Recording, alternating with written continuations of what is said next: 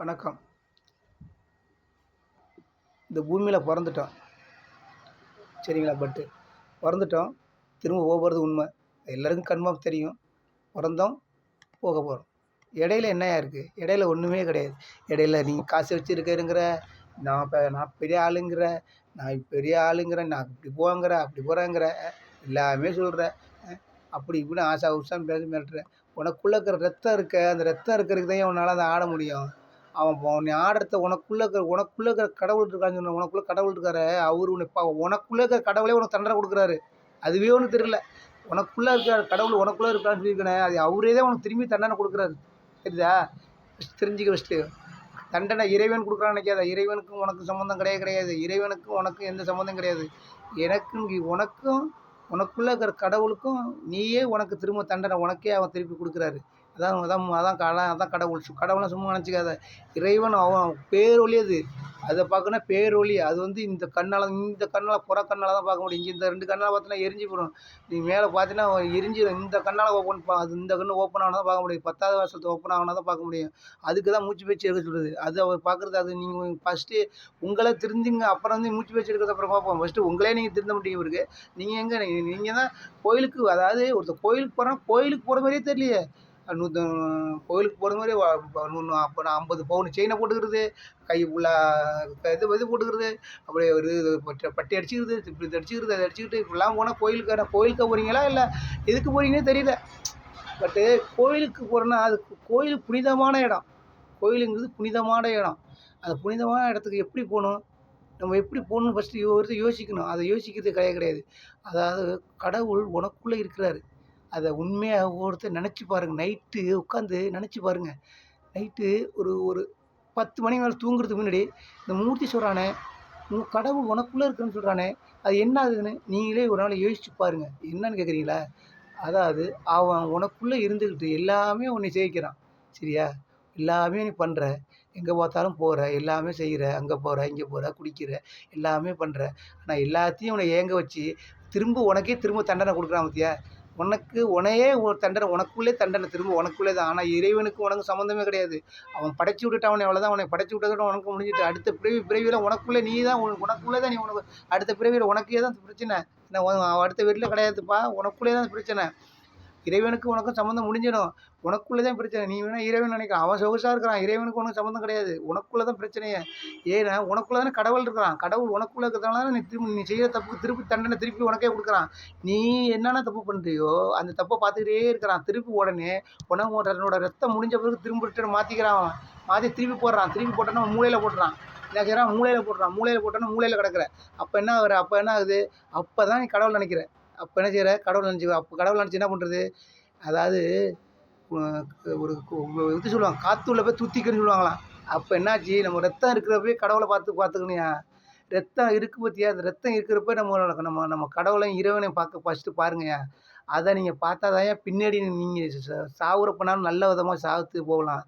அதையே உங்களுக்கு பார்க்க முடியாமல் கண்ட இடத்துக்கு சுற்றுறீங்களே, நீங்களாம் மனுஷன்னு சொல்கிறதுக்கே எனக்கு வெக்கமாக இருக்குது. ஒவ்வொருத்தனும் யோசிக்கணும். இதை கண்டிப்பாக யோசிக்கணும். என்னன்னு கேட்டிங்கன்னா, மூர்த்தி இத்தனை நாள் சொல்லிட்டானே, உனக்குள்ளே கடவுள் இருக்கானே அப்படின்னு யோசிக்கணும். என்னடா அது உனக்குள்ளே கடவுள் இருக்குன்னு சொல்கிறானே, என்னடான்னு யோசிக்கணும். ஏன்னு சொல்கிறாங்க கேட்குறீங்களா? ஆனால் அவன் உனக்குள்ளே இருந்துக்கிட்டு உன்னையே திருப்பி போட்டு உனக்கே தண்டனை கொடுத்து திருப்பி உன்னை விட்டு வெளில போகிறான் பார்த்தியா? எப்படி உன்னை அடித்து துன்ப பண்ணிவிட்டு வெளில போகிறான் பார்த்தியா? அப்படியே சிலதை வெடிச்சு போகிற, இதெல்லாம் ஆக்சிடெண்ட் ஆகி போகிற, இப்படிலாம் போகிற பார்த்தியா? அதான் நீ செய்கிற பாவத்தை பார்த்து அவன் அனுப்புவான், உன்னை கொண்டு போவான். ஆனால் இறைவனுக்கும் உனக்கும் சம்மந்தமே கிடையாது. உனக்கும் உன்னையோட கடவுளுக்கும் உன்னோட ஆன்மாவுக்கும் உனக்கும் தான் அந்த தொடர்பு. சரியா? உன் மனசுக்கும் உன் கடவுளுக்கும் தான் இதே நடக்கணும். இது இடையில வேறு இறைவனுக்கும் இதுக்கும் சம்மந்தமே கிடையாது. சரிங்களா? உனக்கும் உன்னோட கடவுளுக்கு, உனக்குள்ள இருக்கிற கடவுளுக்கு தான் இது நடக்கும். ஏன்னு அதுக்கு தான் நான் சொல்கிறது. ஏன்னு சொல்கிறேன்னா, மூச்சு வச்சு எதுக்கு உனக்குள்ள கடவுளை பார்த்துட்டினா, அப்போ நீ எப்படி வாழணும்னு நீ உனக்குள்ளே தெரிஞ்சுக்கோ. நீ இப்படி தான் வாழணும் அதில் தெரிஞ்சிடும். அதுக்காக தான் உங்களை மூச்சு வச்சு எடுக்க சொல்கிறது. சரிங்களா? அது மூச்சு வச்சு எடுத்த பிறகு உன்னை பார்த்த உடனே இறைவனை பார்த்துருவ. அப்போ நீ எப்படி இருக்கணும் நீ தெரிஞ்சிருவ. அப்போ உனக்கு சொர்க்கத்துக்கு போகிறதுக்கு வழி கிடைக்கும். அப்படிலாம் ஒரு வழி நான் சொல்லி தரேன். அப்படிலாம் நீ பார்த்தீங்கன்னா கண்டிப்பாக ஒரு வழி இருக்குது. சரியா? இல்லை இப்படி தான் நான் போவேன்னா போய் தான் ஆகணும். வழி கிடையாது. ஏன்னுன்னா இப்போ இந்த ரத்தம் இருக்கிறப்போ உனக்கு, அதாவது ஒரு மனிதனுக்கு ரத்தம் இருக்கும். ரத்தம்னா என்னன்னு கேட்டீங்க, ரத்தம்னா இந்த இந்த ரத்தம் வந்து ஏத்துறாங்களே அந்த ரத்தம் கிடையாதுப்பா. ரத்தம்னா விந்து. விந்து இருக்க விந்து. அந்த விந்து உனக்குள்ள இருக்கிறதுக்கே தான் ஓட முடியும், வனம் பிடிக்க முடியும். அந்த விந்து முடிஞ்சிட்டுனா எல்லாமே முடிஞ்சிச்சு. அந்த விந்து முடிஞ்சிட்டுனா எல்லாமே உனக்கு முடிஞ்சிச்சு. அந்த விந்து தான் ரத்தமெல்லாம் ஒண்ணும் கிடையாது. உனக்குள்ள இருக்கிற விந்து இருக்கு ஒரு விந்து.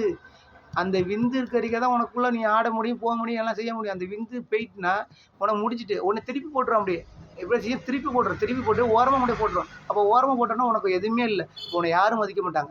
உன் புள்ள கூட மதிக்க மாட்டான். பட்டு உன் புள்ளைய மதிக்காது, உன் பொண்டாட்டி மதிக்காது, மருமகன் மதிக்காது, காசு இருந்தாலும் மதிக்கும். எதுவுமே மதிக்காது. ஏன்? எப்படி அதான் உனக்கு ஏதோ நோய் வந்துருமே. அப்போ ஏதோ நோயில வந்து விட்டுரும். உன்னை திருப்பி போட்டதுன்னா நோயில விடுதுன்னு அர்த்தம். திருப்பி போட்டு நோயில விட்டுன்னு அர்த்தம். அப்ப நீ என்ன செய்யணும்? இப்பவே என்ன செய்யணும்? இந்த ரத்தம் இருக்கும்போது என்ன செய்யணும்? இந்த விந்து இருக்கும்போதே உன்னை கடவுள தேடணும். உன்னை நீ யாருன்னு தேடணும். நீ யாருன்னு தெரியும்னா இறைவன் யாருன்னு தெரிஞ்சுக்கணும். அப்ப என்ன செய்வ நீ? அப்படி பார்த்த பிறகு உனக்குள்ள நீ தெரிஞ்சிருவ. தெரிஞ்சு இப்படிதான் வாழணும்னு தெரிஞ்சிருவ. அடுத்த பிறவி நான் சொர்க்கத்துக்கு போக முடியலாம், இந்த பிறவி சொர்க்கத்துக்கு போக முடியலாம், அடுத்த பிறவி சொர்க்கத்துக்கு போறதுக்கு வழி பார்ப்பேன். இதுக்காக தான் இவ்வளோ நான் உங்கள மூச்சு வழி எடுக்க சொல்றது. இல்லைனா இவ்வளோது நான் பாடுபட்டு நான் உங்களை சொல்லணும்னு எனக்கு என்ன அவசியமா? இல்லை இதனால் எனக்கு எதுவும் லாபமா? நீங்கள் இதில் லைக் போட போகிறீங்களா? இல்லை நீ லைக் போட்டு எனக்கு காசு வர போதா?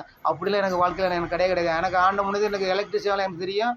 ஆண்டவன் எனக்கு ஒரு வேலை கொடுத்துருக்கான். சரிங்களா? எனக்கு கடவுள் எனக்குன்னு ஒரு வேலை கொடுத்துருக்கான். அந்த வேலை வச்சு நான் பொழைச்சிக்குவேன். சரிங்களா? எனக்கு ஒன்றும் கவலையே கிடையாது. எனக்கு நான் கூட அவன் ஓஹோன்னு போயிடுவான். அவனுக்கு என் கூட 2 கூட ஓஹோன்னு போயிடுவான். அதனால எனக்கு எந்த கவலையும் கிடையாது. நான் ஏன் சொல்கிறேன்னா, என்னோட பணி நான் சொல்ல வேண்டிய கடமை. இது நான் சொல்லணும். இது நான் சொல்லிட்டு தான் நான் லாஸ்ட் வரைக்கும் சொல்லிட்டு போகணும். இல்லைன்னா எனக்கு இது இப்படியே பாவம் அது. ஏன்னா நான் சொல்லணும் என்னோட பணி. இதை நான் சொல்ல வேண்டிய கடமை. அதனால நான் சொல்றேன்.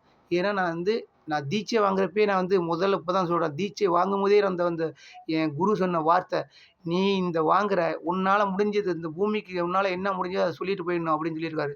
அது நான் இருக்க வரைக்கும் நான் சொல்லிட்டு போயிடுவேன். அதனால ஒவ்வொருத்தரும் உணர்ந்து பாருங்க. ஏன்னா அந்த மூர்த்தி சொல்றது என்னைக்கு நீ நீ ஒவ்வொருத்தரும் நினைக்கலாம். அவன் என்னடா சும்மா சொல்றான், அவன் என்னடா போய் அவன் சொல்றது பெரிய கேட்கலாமா, அவன் பெரிய ஆளாடா அப்படின்னு ஒண்ணு நினைக்கலாம். ஆனா ஒரு நேரத்துல கண்டிப்பா அந்த மூர்த்தி நினைச்சு பார்ப்பீங்க. அதனால இப்ப சொல்றேன். இப்ப சொல்றேன் கேளுங்க. கண்டிப்பா உங்க ஆன்மா பார்க்கறத எதிர்பாருங்க. இறைவன பார்க்கறத எதிர்பாருங்க. இது 2 தான் உண்மை. பாக்கி எல்லாமே பொய். பொண்டாட்டி புள்ள போய், அம்மா போய், அப்பா போய், உன் உடம்பே போய், உள்ள இருக்கிற மூச்சு இருக்க, அந்த உள்ள இருக்கிற ஆன்மா இருக்க, அது வெளில போயிட்டுனா ஒண்ணுமே பண்ண முடியாது. தூக்கி விட்டேன்னு சொல்லுவாய்ங்க. உனக்கு பேரே மாறிடும். பொணம்பாய்ங்க, அப்புறம் பாடிம்பாய்ங்க. இப்படிலாம் பேர் மாறிடும்.